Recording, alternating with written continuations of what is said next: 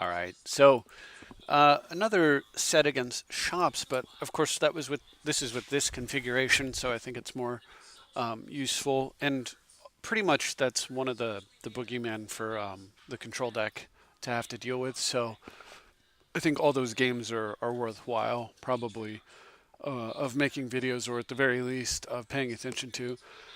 Been playing around with the sideboard, still not super excited by it, but what I did was I put Sphinx of the Steel Wind in with Tinker rather than using Ivory Tower in the sideboard, because my thought process is that Ivory Tower doesn't always it. Sometimes you need to use your hands to protect yourself against very aggressive decks, and so Ivory Tower won't be as good until you're in a winning position. Whereas if I just tinker into Sphinx against aggro decks, like if I'm playing against, I haven't seen anyone playing goblins or anything like that, but if I do, it's extremely hard for them to deal with because you can't really swing into it. An army of creatures, unless you can sacrifice a creature uh, before a first strike damage happens, I would gain the life prior to taking damage. So there's no real way to get ahead.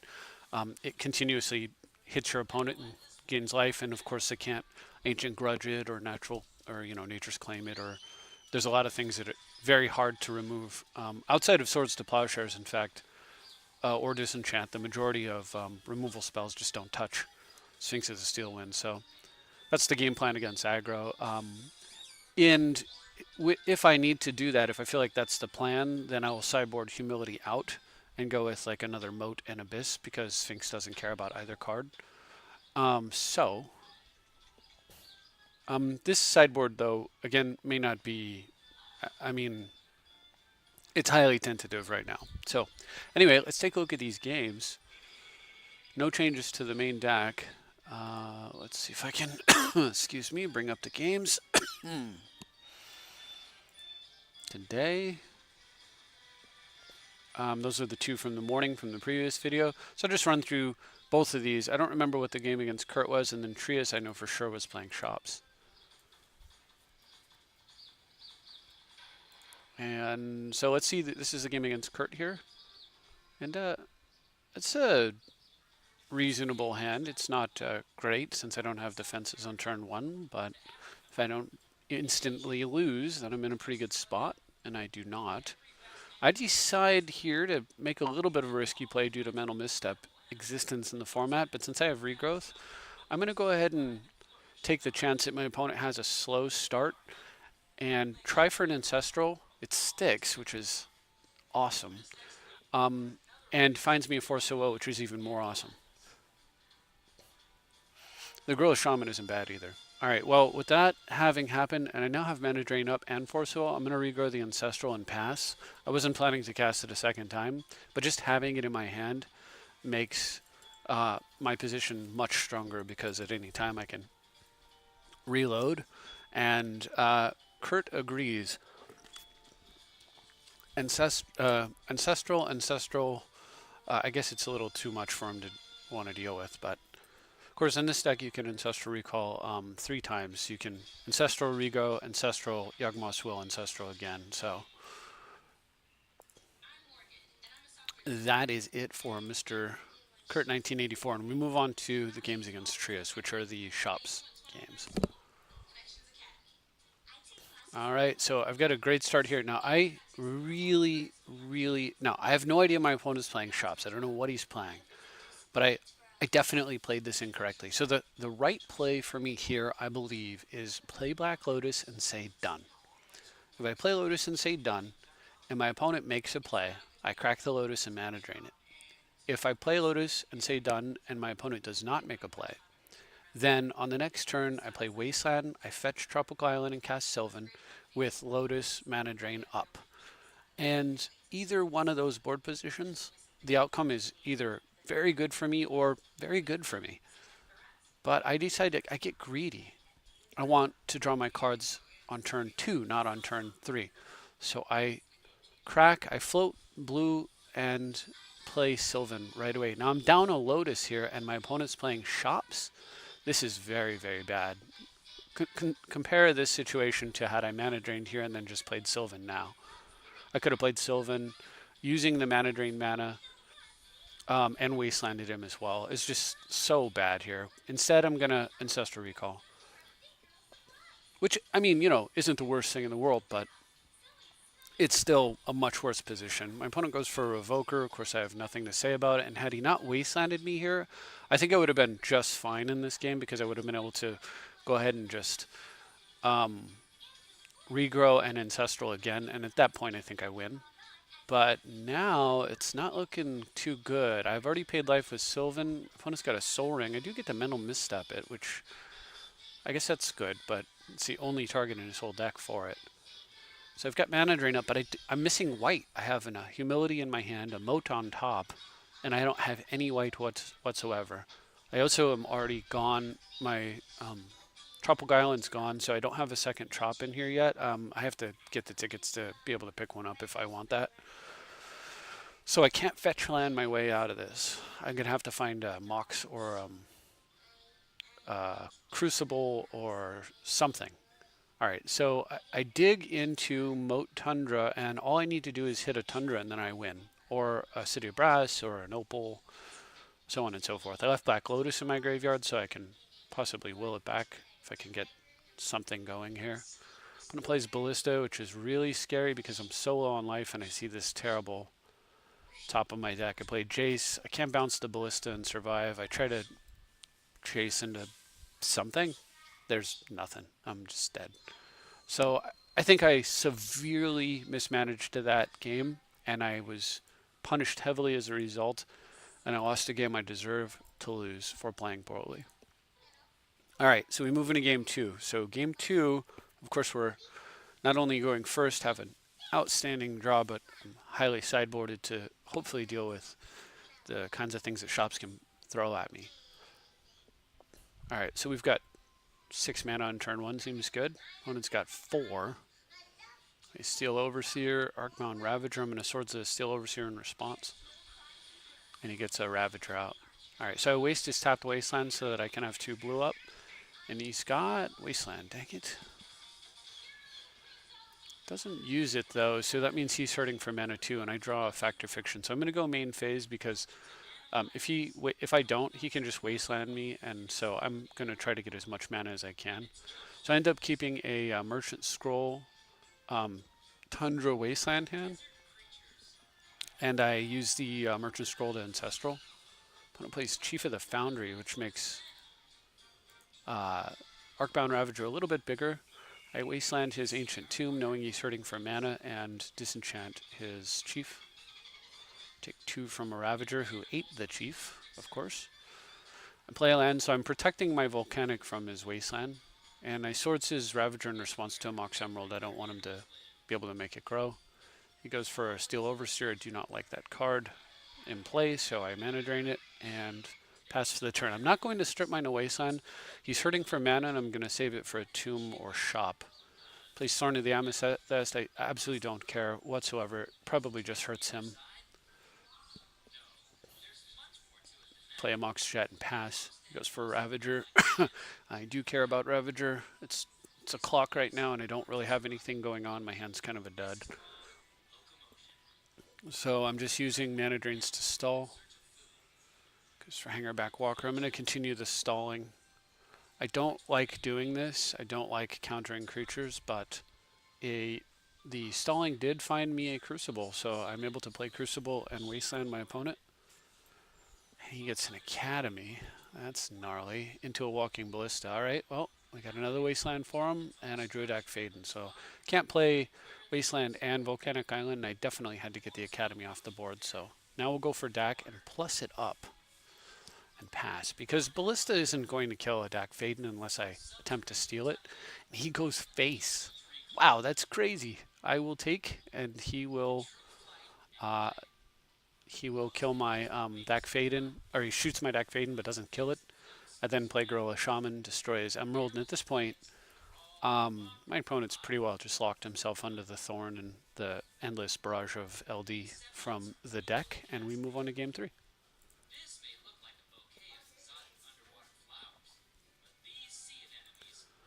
A game 3 that should not have happened, but I suppose it works out since you get more More magic for your video. All right, so my opponent plays. All right, I'm going to pause right here. Opponent plays first turn Soul Ring, and in hindsight, I really think the correct play for me was to force will the Soul Ring. I didn't know what his land drop. Had he played Factory as his land drop and then played Soul Ring off of the Sapphire, I would have force willed the Soul Ring without question. But I wasn't sure what if he was going to play a workshop, and so I held off, um, having some concern that he's already low on cards. So I was hoping that I could force my way and basically counter the few cards remaining, let him have the mana. Um, and counter the few cards remaining to run him out of threats. But that's really probably wrong because if I pinch the Soul Ring here, I mean, his turn actually would have ended. It would have been a huge thing for me here. All right, well, I'm going to lead off with the land that I care the least about getting strip mined, and that's exactly what happens. You get to Sphere of Resistance, but I now have a Soul Ring in play. It makes a big difference. All right, so we can get a Tundra down. Now I'm worried he's going to wasteland me, but if he doesn't wasteland me, we're in good shape. He goes Chalice for 1, and seeing he's missed land drops multiple times, I take out Soul Ring, and then of course draw the sword. So I'm hoping to swords his Factory, but I can't do that until I get rid of the Chalice. So I'll eat some damage here, and then he has wasteland. Dang it! All right, well I still have to kill the Chalice because I need the swords to be active whenever. If I ever draw a source of white again, I'm sure I will, right? Anyway, so he's just hitting me with Factory while I'm finding a Gorilla Shaman. So I get to eat his Sapphire. So that should turn off Factory for a little while anyhow. He hasn't found a workshop. I've drawn a somewhat useless moat. I'm going to go ahead and take my opponent to 19 and pass. One more land, I can eat the Sphere if I want to. Ah, my deck is mocking me with all the white cards. Opponent plays Workshop. I was hoping he would name Gorilla Shaman. He correctly named Soul Ring. All right, so I get a Misty Rainforest here and pass. And he goes for Revoker number 2. I do have swords, but I don't want to be in a situation where I never get the mana drain because you can easily fall into that trap against shops. So I go ahead and just mana drain that thing, swords his Sky, and then eat his Sphere. I think eating his Sphere may have been incorrect. It did allow me to play Sapphire, but his Sphere was hurting him as much as me, honestly. Well, we'll see how bad it was. He gets to play Pearl into Ballista. I do get to eat the Pearl, but dead Gorilla Shaman. I play Academy here and pass. Trying to figure out what to do. I decide in response to Ravager, I swords the Ballista because I don't want him moving counters onto Ballista. And I finally top deck a Plains, and I get mowed out with Ballista gone. There's almost no way he can deal damage to me, barring him finding another Ballista. So after I draw a mana drain, the whole goal now is there's only 2 cards I care about in his deck at this point, with Ballista and Crucible of Worlds, and I top deck Humility. So there is now only 1 card in his deck I care about. As far as I know, it's Crucible of Worlds, and that's it. Opponent plays Trinisphere. Again, do not care about anything but Crucible of Worlds. All right, so I get a Wasteland, and I sit on it only because I'm not sure what the point is. He's got a lot of things that are making my cards cost more, and I might want to have extra lands in play. Whereas for him, if I Wasteland Workshop, he can still play Crucible Worlds, so I don't see any value in that. And now that my opponent's basically empty-handed, what I'm doing is I'm sitting and rebuilding my hand, because what I would like to do ultimately is get an active library going. So that means I need to draw the library and I need to have 7 cards. So he strips the Academy is really bad, but I actually played an island last turn, and I play an island this turn. Both, although I want to build up a hand for library, I want to make sure I have plenty of blue mana in place so that my opponent can't push through something that via Wasteland. And at this point, after playing like my 5th or 6th island, I decide that I'm going to go back to building up my hand for library, in case I can find the library. All right, so we're going to have a few turns of done go because Of course, he's not casting anything because what's the point? And neither am I because I have nothing to play other than Jet. But again, building hand up. Because I found an Ancestral here, however, I am going to play the Jet and a land and Ancestral at the end of his turn. All right, there's Crucible on my side, which is fantastic because that gets me an Academy back into play, which makes me much safer. And I can go ahead and double tap him with Wastelands and start thinning my deck out as well. All right, so now we're just going to keep hammering him with Wastelands and disenchant his Black Lotus because I'm putting him in the Wasteland trap. And I finally find Library. Now I have to watch how many cards are in my deck here, but for the most part I'm in good shape. I'm going to play Jace, take another turn. Going to plus up Jace, cast a Black Lotus, and for my next turn, I keep a Gorilla Shaman. I keep plussing up Jace and looking at the exact same card.